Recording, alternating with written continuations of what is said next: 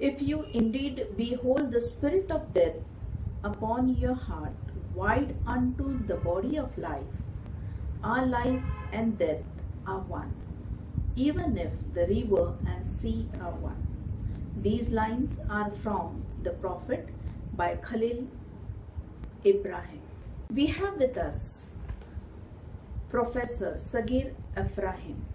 He was ex-professor, Department of Urdu, Aligarh Muslim University, Aligarh. He has 25 years of teaching experience in Urdu. He is a research guide and 11 students are awarded PhD under his able guidance. He was member of Board of Study of Kashmir University and Aligarh Muslim University. He was a member of National Council for Promoting Urdu Language, New Delhi. He has edited n number of books and is a recipient of many awards like Sir Syed University of Engineering and Technology, Karachi, Pakistan, Urdu Adab Award, and many more. Sir has a very close association with Dr. Rafiq Zakaria Sahab, and I request Professor Sagir Ephraim Sahab to speak. Thank you, sir. दानिश्वरान Aurangabad और आशिकान रफ़ीक ज़करिया, हम सब अल्लामा इक़बाल के इस शेर की इफ़ादियत से बखूबी वाकिफ़ हैं। यकीन मोहकम अमल पे हम मोहब्बत फ़ातिह आलम, जिहाद ज़िंदगानी में है ये मर्दों की शमशीर। मुजाहिद इल्म व अमल डॉक्टर रफ़ीक ज़करिया साहब की मक़नातीसी शख्सियत यकीन मोहकम अमल पे हम की जुमला सिफ़ात से मुज़य्यन थी। उन्होंने खुद को मुल्क व मिल्लत की खिदमत और नई नस्ल की आबियारी के लिए वक्फ कर दिया था। आप उनके सामने उनकी पूरी शख्सियत है और आप मुझसे बेहतर जानते हैं कि मौसूफ ने ख़वातीन की कसम पुरसी और ज़ुबूहाली पर खुसूसी तवज्जो दी। उनकी तालीम और तरबियत, उनके रिहाइश और उनके तर्ज ज़िंदगी को बेहतर बनाने के मुमकिन जतन किए। वो मशरक़ी और मग़रबी रिवायात और अदबियात से गहरी वाक़फ़ियत रखते थे। क़ानूनी, इंतज़ामी और फ़लाही उमूर से भी उन्हें बखूबी वाकिफ़ थे और उन्हें महारत हासिल थी। अमन व आशती, कौमी यकजहती और मुसावात के एतबार से उनकी हश्त पहल शख्सियत हवाला जाती हैसियत रखती है। कौम व मिल्लत, ज़ुबान व अदब और जदीद तालीम व तरबियत को एक साथ लेकर चलने वाला अमल बड़ा ही पेचीदा और ज़हनी तनाव में मुब्तला करने वाला होता है। आप में से बेशतर हजरात इससे बखूबी वाकिफ़ हैं, क्योंकि बहुत से इदारों के आप सरबराह हैं, इंतज़ामी उमूर में शामिल हैं और अदीब व दानिश्वर भी हैं। आप सब भी इस लिहाज से समझ सकते हैं कि डॉक्टर रफ़ीक ज़करिया ने 6 दहाइयों पर मुश्तमिल मुसलसल तगोदो की गुनागू अमल से इसे बखूबी कर दिखाया है और इस तरह से वो एक मिसाली शख्सियत बन गए हैं। शायद अल्लामा इक़बाल ने उन्हीं के लिए कहा था, हजारों साल नरगिस अपनी बेनूरी पे रोती है, बड़ी मुश्किल से होता है चमन में दीदावर पैदा। ख़ातिनो हज़रात, 20वीं सदी के तालीमी, तरबियती, सियासी, इक़्तिसादी, समाजी और सकाफती उफ़ुक़ को तब्दील कर देने वाले डॉक्टर रफ़ीक ज़करिया अप्रैल 1920 में मुंबई के कस्बे सुपारा में पैदा हुए। इस गैर मामूली ज़हीन तालिब इल्म ने मुंबई में तालीम हासिल की। लॉ ग्रेजुएट होने के बाद लंदन चले गए। दौरान पीएचडी आलमी अदब और सियासत का भी मुताला किया और ये वो कहा भी करते थे कि देखिए, सज्जाद ज़हीर लंदन आए, सज्जाद ज़हीर पढ़ते रहे और इल्मी ادبی اور سیاسی محفلوں میں شریک رہے اور ہندوستان کے نام کو روشن کیا. میں بھی ان کے نقش قدم پر چلنا چاہتا ہوں اور تاریخ گواہ ہے کہ وہ بھی پوری طرح سے کامیاب ہوئے. ہندوستان واپس آنے کے بعد مراٹھواڑے پر خصوصی توجہ دی. ایک کامیاب وکیل کی حیثیت سے اپنی پہچان بنائی. انگریزی، مراٹھی اور اردو کے بے باک مصنف اور مبصر کہلائے.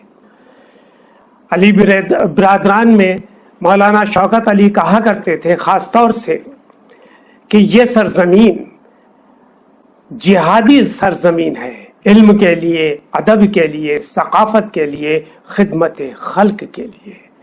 اور ان کے فالوور رفیق زکریا نے اسے ثابت کر دکھایا کہ دیکھیے یہ مراٹھواڑے کی زمین کس لائق ہے کہ پورے ملک کی رہنمائی اور رہبری کر سکتی ہے، بلکہ عالمی سطح پر ایک اپنا میسج، اپنا پیغام دے سکتی ہے. ان کے انگنت مضامین کے علاوہ 1.5 درجن کتابیں عالمی شہرت کی حامل ہیں، جن کے کئی ایڈیشن منظر عام پر آ چکے ہیں. اور یہ سیاسی مفکرین پر بھی ہیں، ادیبوں پر بھی ہیں، شاعروں پر بھی ہیں، سیاستدان پر بھی ہیں، اور ان شخصیت پر کہ جن کے سامنے سبھی زانوئے طے کرتے ہیں ان پر بھی ہے. اور انہوں نے اس میں بھی قلم کے سپاہی کی حیثیت سے بھی اپنی ایک بے باک پہچان بنائی. آئینی عزم و ارادے کے مالک رفیق زکریا کی پیدائش اور وفات پر ہم جو جشن مناتے ہیں وہ اس لیے کہ موصوف ہم سب کے لیے باعث فخر ہیں اور ملک و ملت کے لیے ہمیشہ باعث صد افتخار رہیں گے. میرے لیے خاص طور سے یہ خوشی کا مقام ہے کہ پچھلے سال ان کی برسی کے موقع پر ڈاکٹر رفیق زکریا میموریل لیکچر کے لیے مجھے ویمنس کالج میں مدعو کیا گیا تھا. آپ میں سے بیشتر حضرات پچھلے سال موجود تھے اور میں نے، آپ کو یاد ہوگا کہ میں نے اردو ادب میں مشترکہ تہذیبی رجحانات کے عنوان سے اپنا خطبہ پیش کیا تھا. کیمپس کے منتظمین، جس میں اس وقت بھی کئی حضرات موجود ہیں، پرنسپل مخدوم محی الدین قادری، پروفیسر ودیا پرتھان، ڈاکٹر جمیل النساء، پروفیسر شرف النہار، ڈاکٹر ریاض صدیقی کے ساتھ دیگر اداروں کے اساتذہ و طلبہ سے ملاقات کی، جس میں شہر کے نامور دانشور، ایسے دانشور جنہیں ابھی اسی سال دیکھے میرے جانے کے بعد اور میرے آمد سے پہلے قطر دوحہ کا انعام مل چکا ہے اور بڑے بھی انعامات اور اعزازات مل چکے ہیں. ادیب و شاعر میرا حوصلہ کل بھی بڑھا رہے تھے اور آج بھی بڑھاتے ہیں. اور وہ سب یعنی آپ سب حضرات مشترکہ تہذیبی و تمدنی مزاج و ماحول سے کل بھی ہمیں روشناس کرا رہے تھے، جسے رفیق صاحب نے بڑی محنت و مشقت سے پروان چڑھایا ہے اور ان کے اہل خانہ، رفقا اور آپ سب اسے فروغ دے رہے ہیں. اس کی ضرورت کل بھی تھی اور آج اس وقت تو بہت زیادہ ہے کہ اس جذبے کو ہمیں اور آگے بڑھانا ہوگا.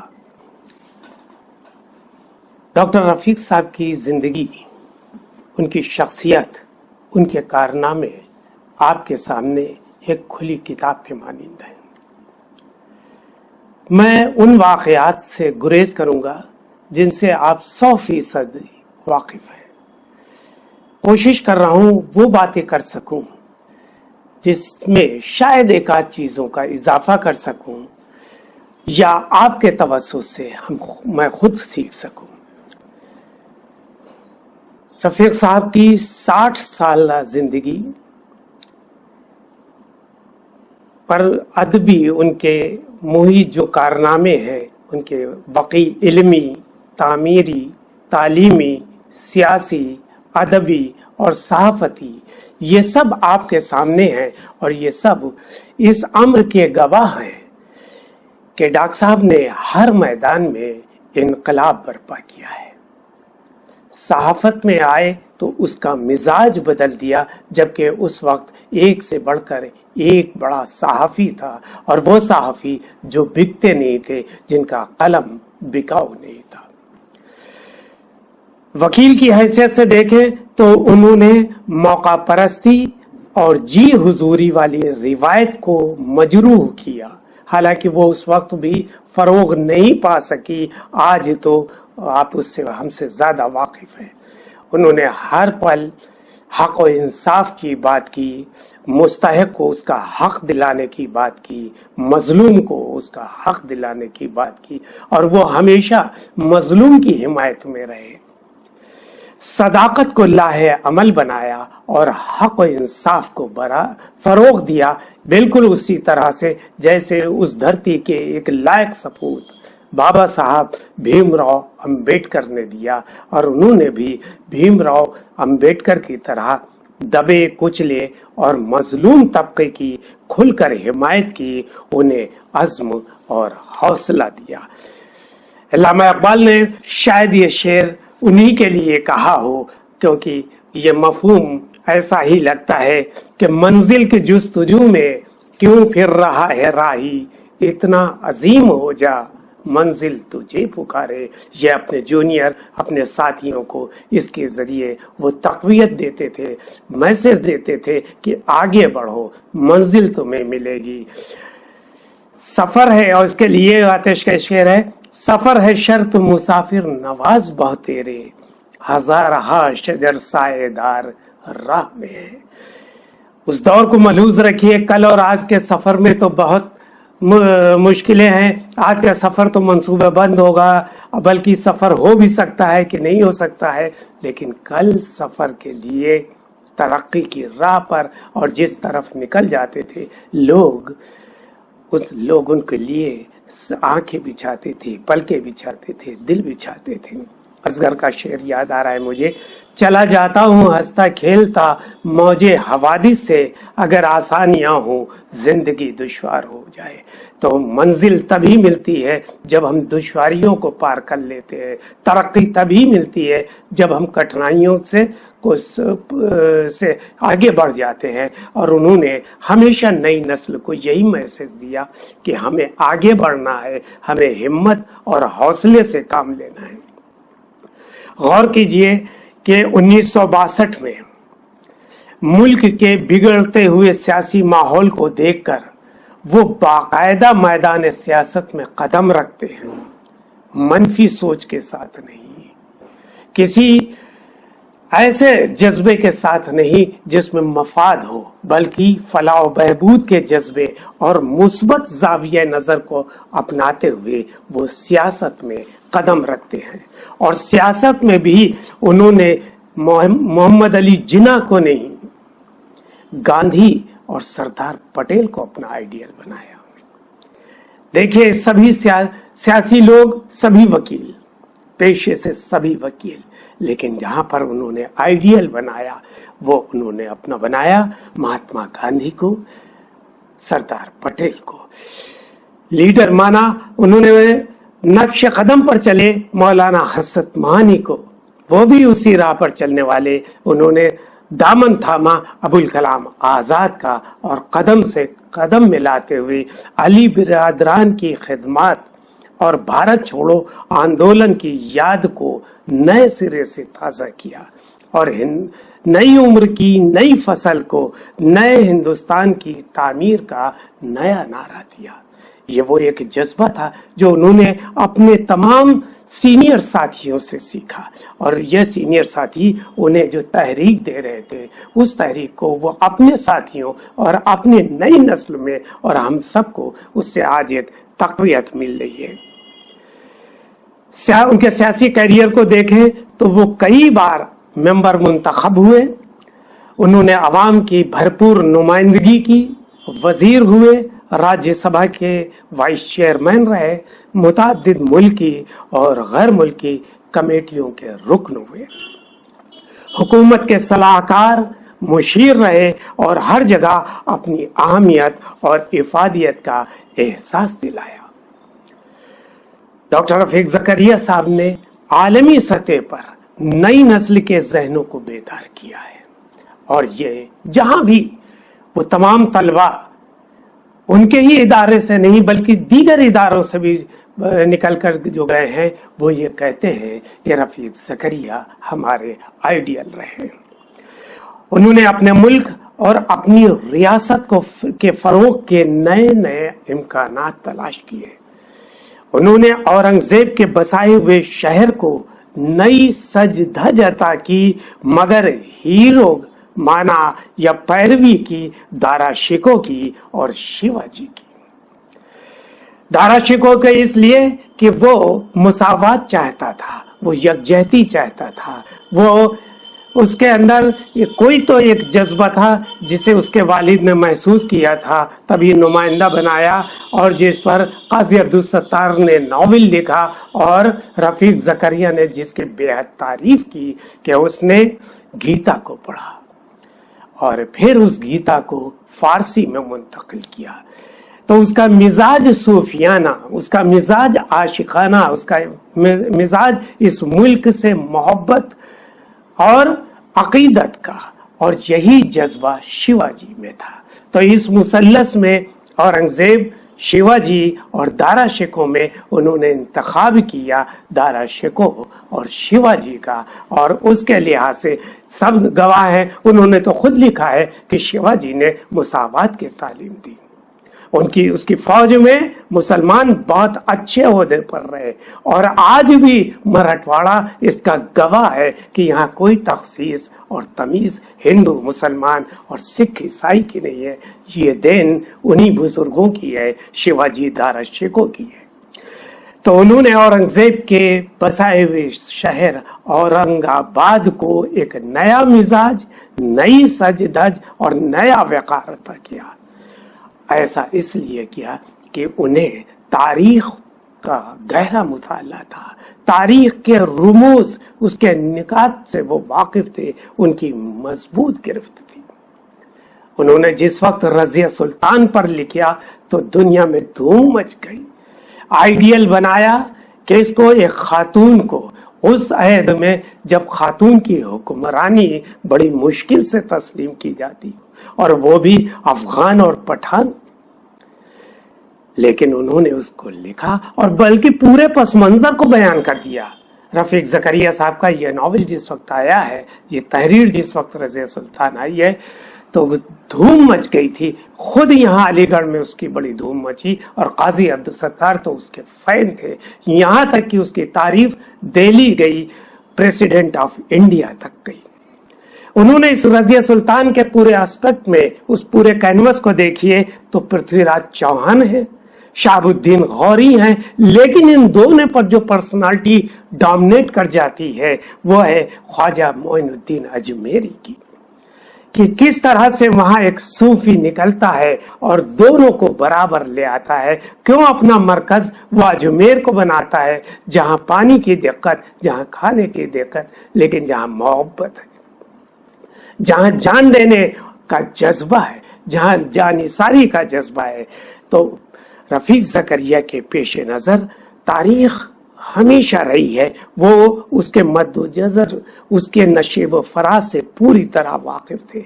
इसीलिए उन्होंने औरंगाबाद, खुल्दाबाद या महाराष्ट्र ही नहीं, उनके सामने पूरा भारतवर्ष था और उन्होंने मुल्की सतह पर समाजी व फलाही काम किए, वो सबके लिए। इसलिए रफीक ज़करिया किसी एक मखसूस तबके या मसलक के नहीं, सबके हैं और सबके चहीते हैं। और इसीलिए जो उन्होंने तालीमी और तरबियती मराकज़ कायम किए हैं, उसमें कोई तखसीस, कोई तमीज़ नहीं है। उसमें अच्छे तालिब इल्म, होनहार तालिब इल्म, अच्छे असातिज़ा, होनहार असातिज़ा को फ़ौक़ियत दी जाती है। ये सबक उन्होंने उन्हीं सूफी संतों से हासिल किया। वो सूफी संतों की तालीमात को आम करना चाहते थे। मराठवाड़ा तो ऐसे भी सूफी संतों का बड़ा मरकज है, जहां एक ऐसा दौर आता है जब तकसीम मिट जाती है कि बाबा मुसलमान है कि बाबा हिंदू है, बाबा बाबा हैं, बाबा सबके सरपरस्त हैं। और आज भी नांदेड़ में इसकी मिसालें मिल जाती हैं, उसके रास्ते से मिसालें मिल जाती हैं, मराठवाड़े में मिसाल मिलती हैं। वो इन बुजुर्गों, इन सूफी, इन संतों से नई नस्ल में खुदी और खुददारी का जज्बा पैदा करना चाहते थे, इज्जत नफ्स को बेदार करना चाहते थे, अपनी ईगो, अपनी अना को बेदार करना चाहते थे, अपने आप को पहचानने का जौहर उनमें पैदा करना चाहते थे। उन्होंने कहा, इस वक्त मुझे मजमून नहीं याद आ रहा है, लेकिन उन्होंने उसका जिक्र किया है। गुरु नानक जी की मशहूर किताब है जन्म साखी, उसके तवज्जो से उन्होंने बात की है। उन्होंने कभी बाबा फरीद के हवाले से, कभी अमीर खुसरू के हवाले से, कभी कबीर के हवाले से और कभी शिव भरत लाल वर्मन के हवाले से कौमी यकजहती, मुश्तरका तहजीब, अमन व अमान, मोहब्बत और भाईचारे की बात की है। और उन्होंने दीगर दानिशवारान इल्म व अदब के सहारे, वो किसी भी मजहब व मसलक के हों, उनको उनकी इल्मी और फलाही कामों को समेटा है।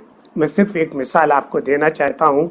बहुत मशहूर किताब जो मैंने उन्हीं के तवज्जुह से मेरे इल्म में आई, मुंशी बाबी लाल की तसनीफ वक़ाए शाह मोइनुद्दीन चिश्ती, जो 1879 में नवल किशोर प्रेस लखनऊ से शाया हुई थी, उस पर उन्होंने बाकायदा तबसरा किया और कहा कि जिंदगी से हासिल होने वाले तजुर्बात का निचोड़ तसव्वुफ में है, भक्ति में है, त्याग में है, तपस्या में है, कुछ देने में है, क्योंकि ये इंसानियत का सरचश्मा है।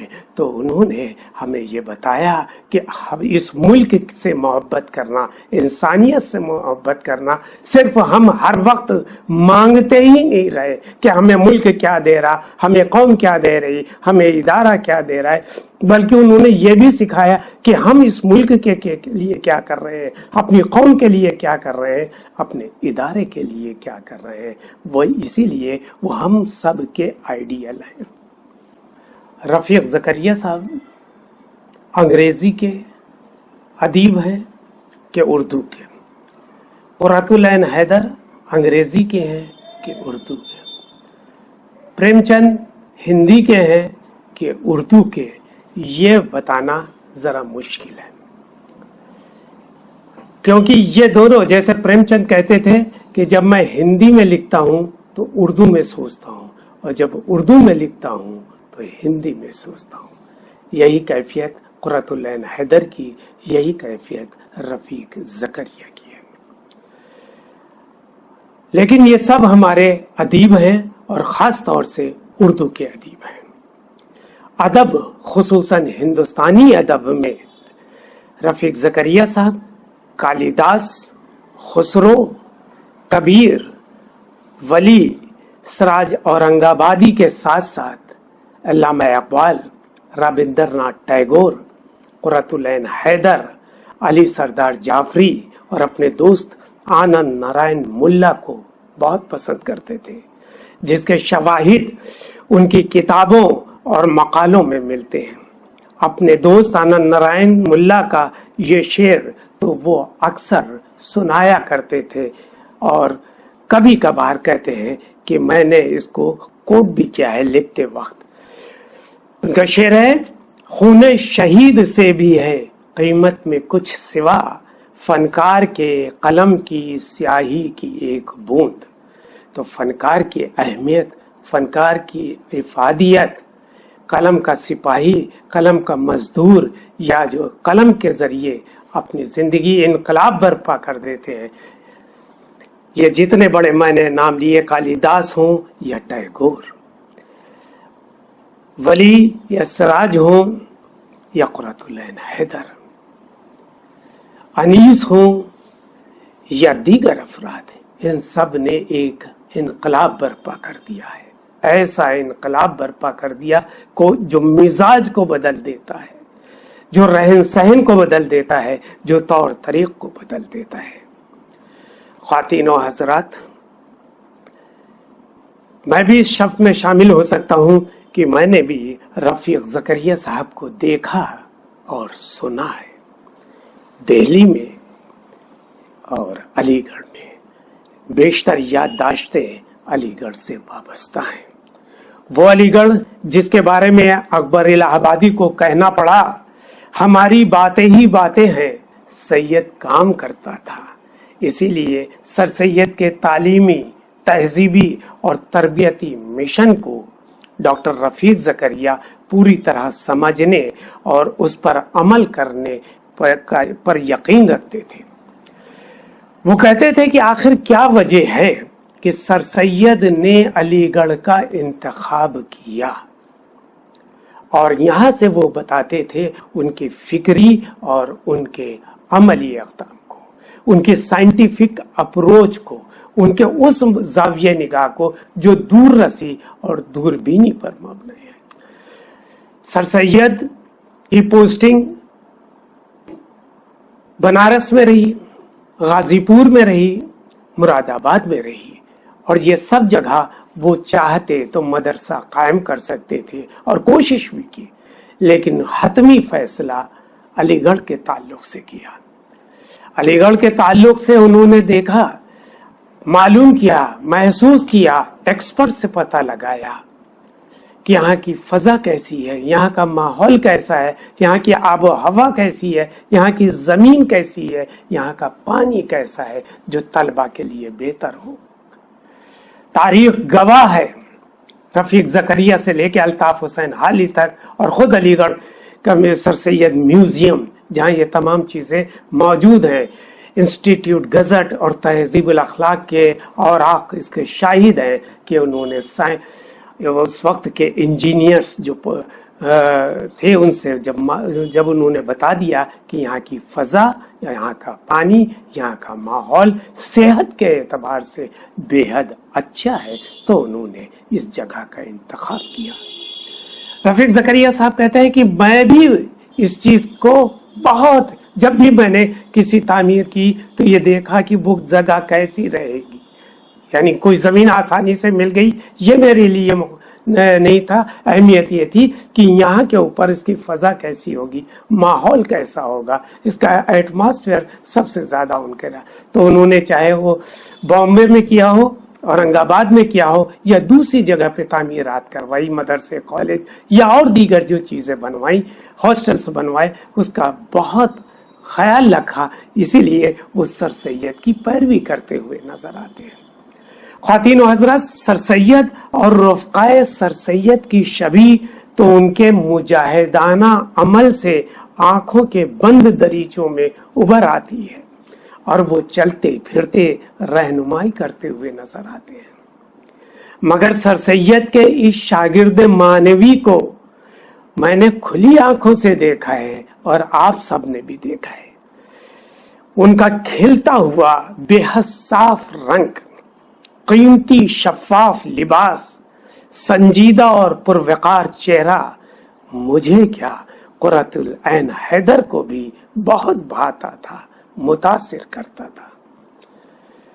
میں جو ذکر کر رہا ہوں یہ 1981 کی بات ہے. میں پی ایچ ڈی اردو میں کر رہا تھا، اور قرۃ العین حیدر صاحبہ وزٹنگ پروفیسر کی حیثیت سے علی گڑھ میں تشریف فرما تھی. چونکہ میرا موضوع ایسا تھا جس میں میں قرۃ العین حیدر کے والد اور والدہ پر کام کر رہا تھا، لہذا میں قرۃ العین حیدر صاحبہ کے کچھ قریب ہو گیا تھا. رفیق زکریا صاحب بھی مشترکہ تہذیبی وراثت پر ایک موقع پر گفتگو کر رہے تھے جہاں قرۃ العین حیدر موجود تھی، اور جہاں ایک اور تاریخ تھا، پدم شری قاضی عبدالستار بھی موجود تھے. اور گفتگو چل رہی تھی وطن کے تعلق سے، تبدیلی وقت کے تعلق سے، ماحول کے تعلق سے، حب الوطنی کے تعلق سے. اور یہ بات اس حد تک بڑھتی ہی چلی گئی کہ پھر ایک نظم کا ذکر آیا، اور وہ نظم تھی حامد اللہ افسر میرٹھی کی، جس کا عنوان ہے وطن کا راگ. جو گفتگو ہو رہی تھی اس سے پہلے میں آپ کو وہ نظم سنا دینا چاہتا ہوں جس پر یہ قد داور شخصیت ہے، اور بیچ میں پروفیسر وحید اختر صاحب جب بول دیے تو انہیں کس طرح سے قرۃ العین حیدر نے خاموش کر دیا تھا، یہ بھی دیکھنے हालांकि फौरन एतराफ कर लिया वहीद अख्तर साहब खुद बहुत तुनुक मिजाज, लेकिन कुर्रतुल ऐन हैदर के सामने किसी की नहीं चलती थी। तो नज्म ये थी, भारत प्यारा देश हमारा सब देशों से न्यारा है, हर रुत हर मौसम इसका कैसा प्यारा प्यारा है, कैसा सुहाना कैसा सुंदर प्यारा देश हमारा है, दुख में सुख में हर हालत में भारत दिल का सहारा है, भारत प्यारा देश हमारा सब देशों से प्यारा है। इसी पर बीच बीच में गुफ्तगू होती जाती थी और ये बात थी कि शायद ये सिलेबस में कहीं शामिल होने वाला था या सिलेबस से कहीं हटाया गया था, ये सही मुझे याद नहीं, लेकिन इस पर बहुत तफसीली गुफ्तगू और बहस में बहुत से लोग तो चुपचाप बैठे सुनते रहे, जिसमें सदर शोबे उर्दू प्रोफेसर सुरैया हुसैन साहिबा भी थी, लेकिन वो खामोश बैठी हुई थी। सारे जग के पहाड़ों में बेमिसल पहाड़ हिमालय है, पर्वत सबसे ऊंचा है, ये पर्वत सबसे निराला है, भारत की रक्षा करता है, भारत का रखवाला है, लाखों चश्मे बहते हैं, ये लाखों नदियों वाला है, भारत प्यारा देश हमारा सब देशों से प्यारा है। और इसके ऊपर जो तबसरा हो रहा था, किसी बीच में इंग्लिश में हो जाता था एक स्टम्पोर, वरना वो सब कुछ उर्दू में बात हो रही थी और चाय आके ठंडी हो जाती थी, लेकिन गुफ्तगू इसी पर बढ़ती रही थी। गंगा जी की प्यारी लहरें गीत सुनाती जाती हैं, सदियों की तहजीब हमारी याद दिलाती जाती हैं, भारत के गुलजारों को सरसब्ज बनाती जाती हैं, खेतों को हरियाली देती फूल खिलाती जाती हैं, भारत प्यारा देश हमारा सब देशों से प्यारा है। कृष्ण की बंसी ने फूकी है रूह हमारी जानों में, गौतम की आवाज बसी है। ये भी मुझे याद आया कि ये वाकया जिक्र ये बन से पहले ये कहा गया था कि करीब में ही ये मथुरा है, और मथुरा मुकद्दस क्यों है, मथुरा के बारे में हसरत मोहानी ने खराज तहसीन क्यों पेश किया है, वो उसे क्यों बेहद अजीज है, हमारे दूसरे शायरों ने उलमा ने इसकी तारीफ क्यों की है, किस हद तक की है, और क्यों समते काशी से चलता है जानिबे मथुरा बादल। ये तमाम बहसें थी जिसमें ये आखिरी बंद मैं इसका पेश कर रहा हूँ। कृष्ण की बंसी फूकी है रूह हमारी जानों में है, गौतम की आवाज बसी है महलों में मैदानों में, चिश्ती ने जो मैं दे थी वो अब तक है पैमानों में, नानक की तालीम अभी तक गूंज रही है कानों में, भारत प्यारा देश हमारा सब देशों से प्यारा है। ये कौमी यकजहती के ही ताल्लुक से हो रहा था, क्योंकि एक बड़ा सेमिनार किया गया था। उसके बाद ही हमारे यहाँ एक बहुत बड़ी कमेटी बनी थी जो शिवव्रतलाल वर्मन पर बनी हुई थी, जो प्रोफेसर अंसारुल्लाह ने बाद में उसे डेवलप किया, लेकिन ये गुफ्तगू वहाँ की थी और मैं हैरत ज़दा था कि ये तमाम अदीब किस तरह से तसव्वुफ की, मोहब्बत की, इल्म व आगही की बातें करते हैं। बाद में इस मंजर को एक फिक्शन में काजी अब्दुल सत्तार साहब तो मौजूद थे, लेकिन फिक्शन में इंतजार हुसैन ने भी पेश किया है। जुस्तजू क्या है में उनका जो सफरनामा है, जब मथुरा का वो जिक्र कर रहे हैं तो ये जिक्र उसमें शामिल है। जैसा कि मैंने अर्ज किया कि रफीक ज़करिया अलीगढ़ तहरीक के शहदाई थे, सर सैयद को अपना आइडियल तस्लीम करते थे, और सर सैयद के एक और शागिर्द या अलीगढ़ तहरीक के एक और रुकन बानिया अब्दुल्ला गर्ल्स कॉलेज पापा मियाँ से भी वो बेहद मुतासिर थे, और इसीलिए जब कभी अलीगढ़ वो तशरीफ लाते थे तो एक बार वो पापा मियाँ के स्कूल और कॉलेज जरूर जाते थे। अलीगढ़ के लिहाज से जब मैं कहता हूं कि वो उन्हें आइडियल अपना मानते थे, तो एक मिसाल मैं आपको देना चाहता हूं।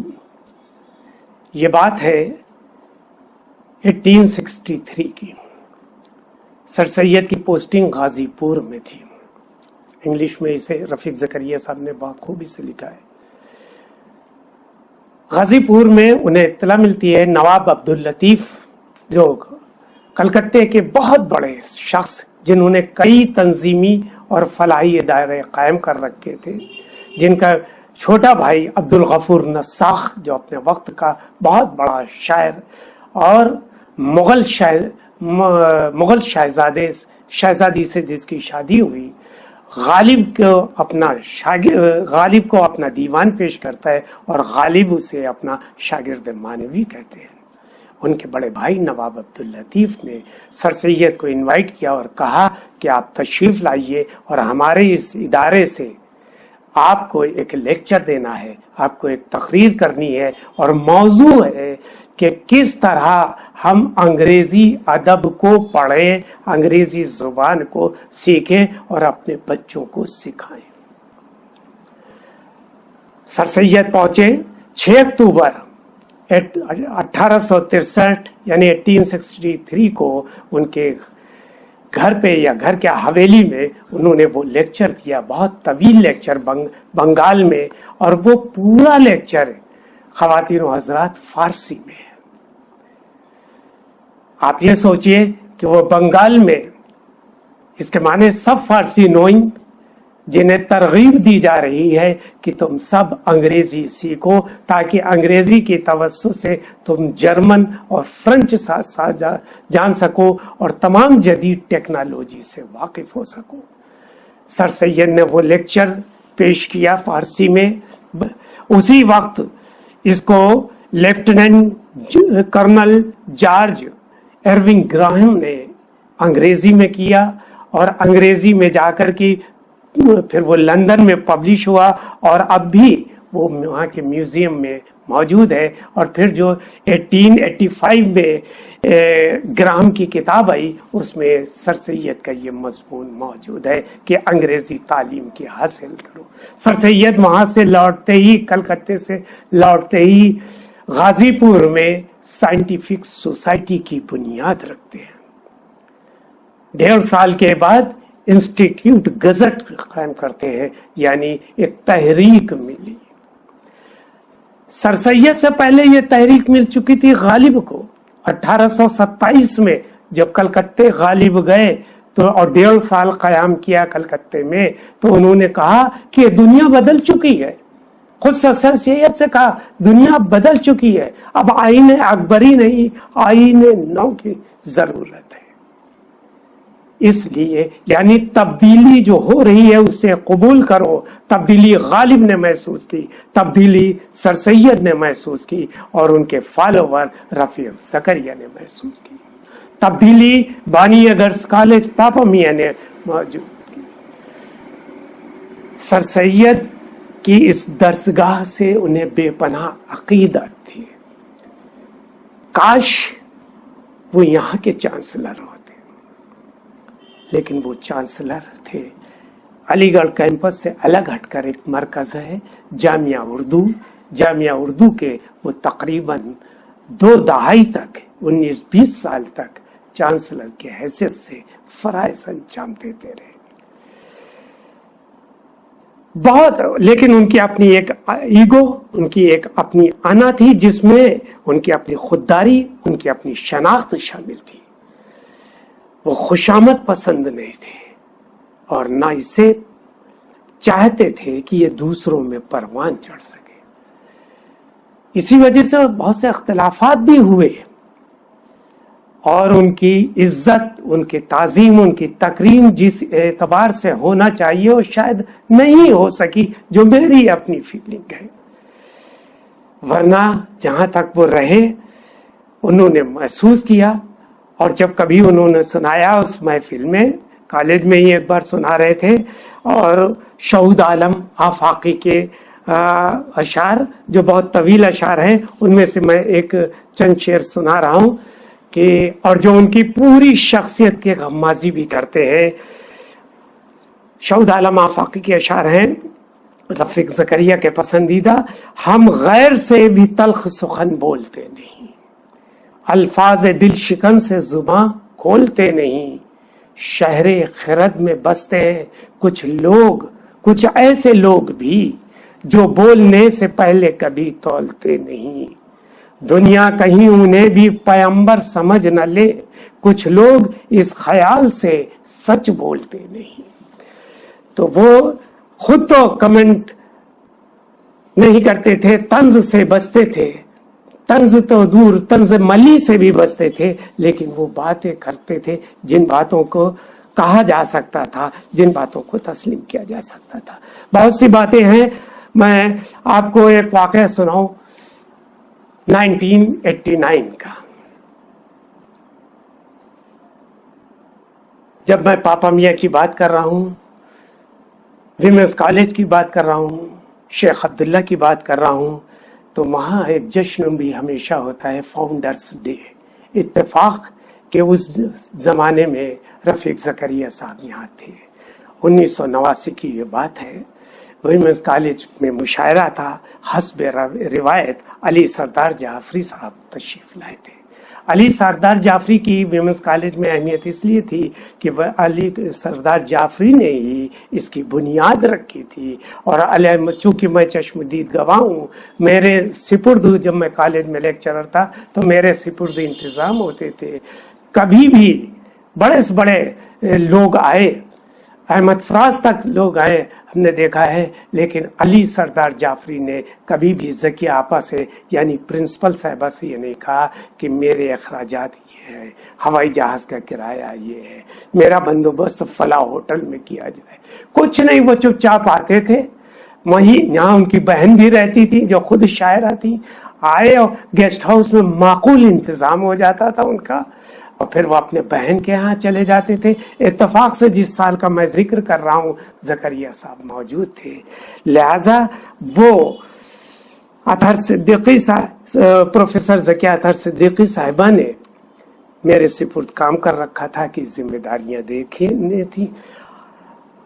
मुशायरे से तकरीबन 3-3.5 घंटे पहले मेहमान खाने में ज़करिया साहब तशरीफ ले आए। उनकी शख्सियत से आप सब वाकिफ हैं, कैसा दबदबा था। यानी एक तरफ आजिजी और इनकिसारी और एक तरफ रौब, दबदबा। ये मैंने महसूस किया एक बड़े शायर के यहाँ, एक बड़े अदीब के साथ, एक बड़े फनकार के साथ। वो मेहमान खाने में आ गए, तो जैसे ही वो आ गए तो जिस अकीदत, मोहब्बत और एहतराम के साथ जाफरी साहब ने उनका खैर मकदम किया है, वो भी काबिल रश्क था। क्योंकि जाफरी साहब की खुद एक शख्सियत और खुद एक मकाम और खुद एक मर्तबा था, लेकिन जिस तरह से उन्होंने उनको वेलकम किया और उनका हाथ अपने हाथ में लेकर आए, काबिल रश्क था। फिर बैठे, गुफ्तगू हो गई, किसी कॉलेज से मैसेज भी आ गया, हिम्मत नहीं हुई थी कि कहा जाए कि गाड़ी बाहर खड़ी है। वो तो अली सरदार जाफरी वक्त के पाबंद थे, जानते थे, और दोनों दीवाने थे बच्चों की तालीम और तरबियत, खुसूसन लड़कियों के लिए। तो गुफ्तगू चल रही थी।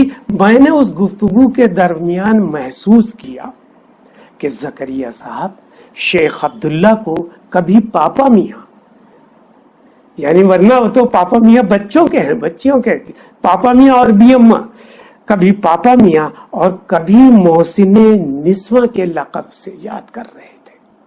बहुत बड़ी बात थी कि उन्हें वो मोहसिने निस्वा कर रहे। उनकी गुफ्तगू से माजी के दर वाह हो रहे थे, बहुत से बातें बता रहे थे उनकी और उनकी पूरी फैमिली की। फिर उन्होंने बताया, जो उसके बाद फिर तस्दीक हुई मैंने की, वहां मेरे इल्म में आया इन दो बड़े लोगों के सोबत से कि 1904 में, यानी स्कूल भी कायम करने से पहले, शेख अब्दुल्ला और पापा मियाँ ने लड़कियों के लिए, खवातीन के लिए एक रिसाला जारी कर दिया था, जिसका नाम उन्होंने खातून रखा है। कुर्रतुल ऐन हैदर ने अपने सफरनामे में इसकी तफसील लिखी है कि ऐसा रिसाला नहीं जारी हुआ था और लड़कियों के ऐसी तरबियत गाह भी नहीं थी। इसके 3 साल के बाद ईरान में कायम हुई है, जो उन्होंने कहा कि, और जिस तरह से उन्होंने तारीफ की, तो खातून जारी किया। फिर 1906 में तालीम निस्वा के लिए मदरसा कायम किया। पापा में भी वकील थे। وہ جانتے تھے یہ بھی وکیل کہ وکالت کیا ہے اور کس طرح سے انصاف اور حق کی بات کی جاتی ہے. اسی پاپا میاں نے 1911 میں گرلس ہاسٹل تعمیر کرانا شروع کیا. ایسا ہاسٹل کہ جس کے افتتاح 1914 میں نواب سلطان جہاں بیگم والی بھوپال نے کیا اور کہا یہ جو باتیں کہیں وہ مجھے ایسا محسوس ہو رہا تھا کہ رفیق صاحب کی معلومات کا خزانہ کتنا قیمتی ہے کہ انہیں وہ چیزیں یاد ہیں کہ کس طرح سے. اور انہوں نے یہاں کے تعلق سے بھوپال کا بھی ذکر کیا کہ بھوپال میں بھی سب سے پہلے مسلم بچوں کے لیے بلکہ غیر مسلم بچیوں کے لیے بھی نواب سلطان جہاں بیگم نے پاٹھ شالائیں کھولی, انگلش میڈیم اسکول کھولے اور اردو میڈیم اسکول کھولے, کیونکہ وہاں پہلے فارسی سرکاری زبان تھی پھر اردو ہو گئی تھی لیکن تینوں زبانیں شامل تھی. وہیں پہ یہ کہا جاتا ہے کہ یہ سبق نواب سلطان جہاں بیگم کو مرٹھواڑہ سے ملا اور ایک خاتون سے ملا کہ انہوں نے یہ تربیت کی تھی. یہ تمام واقعات زکریا صاحب سنا رہے تھے جو میرے علم میں آیا, اور یہ بھی آیا میرے علم میں کہ دنیائے تعلیم نسواں میں ویمنس کالج میں 1911 میں بننے والا اپنی نوعیت کا پہلا ہاسٹل تھا, جہاں کے ایک حصے میں پڑھائی کا انتظام تھا, دوسرے حصے میں بچیوں کے رہائش کھانے پینے کا معقول بندوبست تھا, اور جو بچیاں پردے دار تھیں ان کے پردے کا بھی معقول انتظام تھا. انہوں نے فرمایا کہ وہ پاپا میاں کے ساتھ ساتھ ان کی بیٹی ڈاکٹر رشید جہاں سے بھی بے حد متاثر تھے. ڈاکٹر رشید جہاں کے تعلق سے وہ کوئی اپنے ہاں بھی ایک ادارہ قائم کرنے چاہتے تھے, لیکن 1905 کے بعد انہیں مہلت نہیں ملی اور شاید وہ مکمل نہیں ہو سکا. یہ ڈاکٹر رشید جہاں کی کئی خوبیاں تھیں, اس میں ایک یہ کہ مسلمان لڑکیوں میں وہ پہلی لڑکی تھیں جنہوں نے MBBS کیا تھا. وہ پہلی لڑکی تھی کہ جنہوں نے MBBS کرنے کے بعد سرکاری ملازمت حاصل کی اور اپنی ملازمت کے دوران باقی بچے وقت میں غریب بچیوں کی, غریب عورتوں کی خدمت کرتی تھی, انہیں دوا دیتی تھی. ان کے افسانے, ان کے ناولٹ گواہ ہیں, اور رفیق زکریا صاحب نے اس کا ذکر بھی کیا کہ وہ جب کانپور میں ان کی پوسٹنگ تھی تو وہ بہت ڈانٹتی تھی کہ یہ ٹاٹ, اور خاص طور سے شوہروں کو ڈانٹتی تھی کہ یہ ٹاٹ کی لیاں پڑی ہوئی ہیں, تم لنگی اور تہمت باندھے ہوئے باہر ٹہل لے ہو اور تمہیں خیال نہیں کہ بچے پہ بچے پیدا ہوتے جا رہے ہیں, اور اس کی ماں یعنی تمہاری بیوی TB میں تو مبتلا ہے جو سسک کر مر رہی ہے. وہ غریبوں کا علاج ہی نہیں کرتی تھی TB پیشنٹ کا خاص طور سے, بلکہ ان کے دوا کے لیے, ان کے غذا کے بھی اپنے جیب خاص سے پیسے دیا کرتے تھے. اور افسوس, زکریا صاحب نے اس پر افسوس کا بھی اظہار کیا کہ خود TB میں مبتلا ہوئی اور مر گئی. تو وہ کہتے ہیں ایسی خواتین میرے لیے لائق صد احترام ہے جنہوں نے اپنی پوری زندگی قوم کی خدمت میں, لڑکیوں کی خدمت میں وقف کر دیا. وہ مسلمانوں میں تعلیم نسواں کے تعلق سے انہوں نے اور بھی کئی نام گنائے جو اٹاوا کے تھے, کانپور کے تھے, کرامت حسین کا تھا, لکھنؤ کے خاص طور سے نام تھے. لیکن ان میں فوقیت ہے تمام تر میں بیگم نواب بھوپال, شیخ عبداللہ, بیگم عبداللہ اور رشید جہاں کی غیر معمولی محنت اور ایثار پر وہ رشک کرتے تھے اور کہتے تھے میں بھی یہ تمام چیزیں اپنے یہاں ضرور تعمیر کراؤں گا. انہوں نے خواتین کے لیے اورنگ آباد اور اس کے قرب و جوار میں جس وسیع پیمانے پر کام کیا ہے وہ قابل رشک ہے, اور آپ سب ان سے, ہم مجھ سے زیادہ ان کاموں سے واقف ہیں. منظر, پس منظر اور پیش منظر کو سمیٹنے کے لیے گفتگو کا یہ وقفہ بہت مختصر ہے. مجھے خود بھی تسلی و تشفی نہیں ہو رہی. تمام واقعات یاد آ رہے ہیں جو میں نے پڑھے ہیں, جو میں نے سنے ہیں. यहां मैं सिर्फ उनका जिक्र कर रहा था जिनसे मैं वाबस्ता रहा हूं। उन्होंने जिन रिवायत पर, जिन मसाइल पर लिखा और जो इम्कानात रोशन किए, उन पर बहुत बात हो सकती है। कॉलेज, इंस्टीट्यूट, इदारे कायम किए जो एक से बढ़कर एक हैं और उनके मुजाहिदाना फिक्र व अमल के जीते जागते नमूने हैं। किसी एक पहलू पर ही बात की जाए तो घंटों क्या हफ्तों की बात होगी। उनकी तख्लीकात और तामीरात के लामहदूदात कायनात की निशानदही के तौर पर ये कलमात हैं जो मैं आपके सामने पेश करने की जसारत कर रहा हूं। एक आध तस्वीरें हैं, यादगार तस्वीरें हैं जो मैं चाहूंगा कि वो आप तक पहुंचे और आप उस जमाने की उन तस्वीरों से भी देखें। मैं अपनी बात को खत्म करने से कबल एक और मंजरनामे पर आपकी तवज्जो दिलाना चाहता हूं, आपको उस दौर में ले चलना चाहता हूं। ये बात है 2 सितंबर 1990 की। जामे उर्दू अलीगढ़ में मुनाकिद होने वाले कॉन्वोकेशन की, जिसमें मुल्क की नामवर शख्सियतें मौजूद थी। उस अहद को सोचिए और गौर कीजिए। 1990 का जिक्र डायस पर रफीक जकरिया साहब के साथ वीपी सिंह, इंद्र कुमार गुजराल, मुफ्ती मोहम्मद सईद, आनंद नारायण मुल्ला, मसूद हुसैन खां और दीगर कद्दावर शख्सियात डायस पर और डायस के नीचे मौजूद थी। जहां प्राइम मिनिस्टर, जहां कैबिनेट मिनिस्टर्स मौजूद हों, उनके सामने गुफ्तगू करना एक अलग बात थी। कॉलेज से बहैसियत लेक्चरर मुझे यह हुक्म दिया गया था कि चंद बच्चों और असातिज़ा को लेकर मैं वहां आऊं, क्योंकि ज़किया आपा बेहद रफीक साहब को पसंद करती थी। जो जगह मखसूस थी, हम लोग वहां बैठे हुए थे क्योंकि कानून के एतबार से वो दर्जाबंदी की गई थी और लोग वहां मौजूद थे।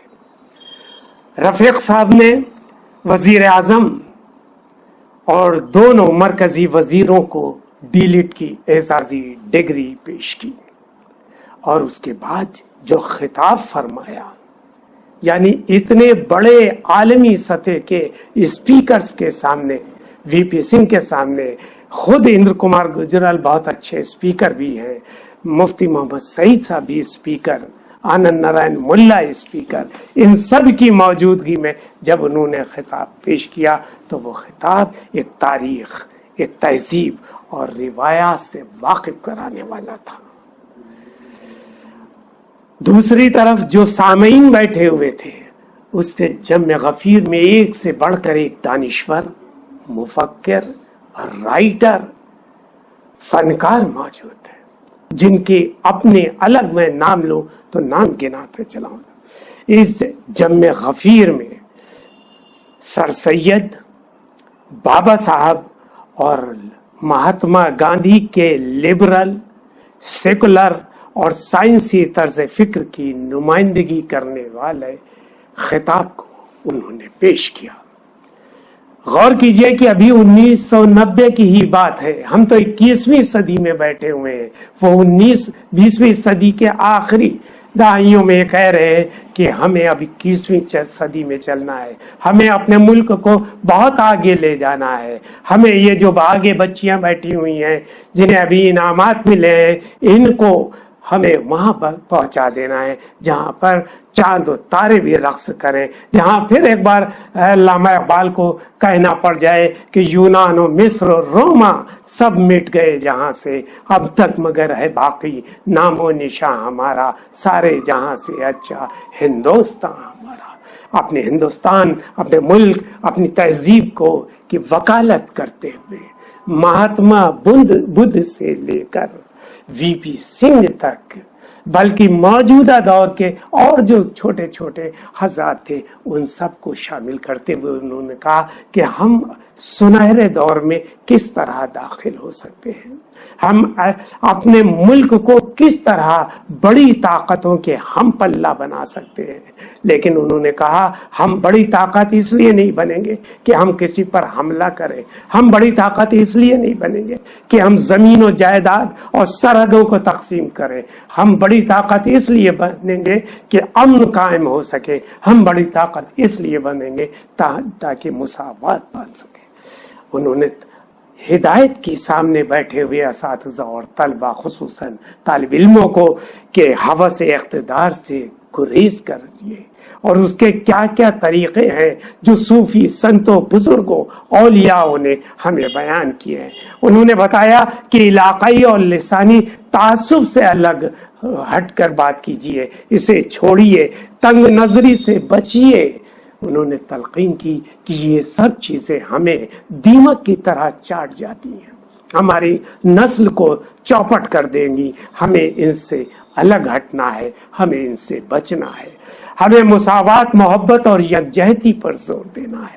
ये देखिए कश्मीर से कन्याकुमारी तक के बैठे हुए लोग और जहाँ के नुमाइंदे मौजूद हों वहां पर वो जिस तरह से खिताब कर रहे हैं और बाद में जो तहरीरी शक्ल में भी आया, उन्होंने कहा मुसावात, मोहब्बत और यकजहती खास चीज है, जिसके ऊपर बाद में दूसरे लोगों ने इस बात की भी तायद की।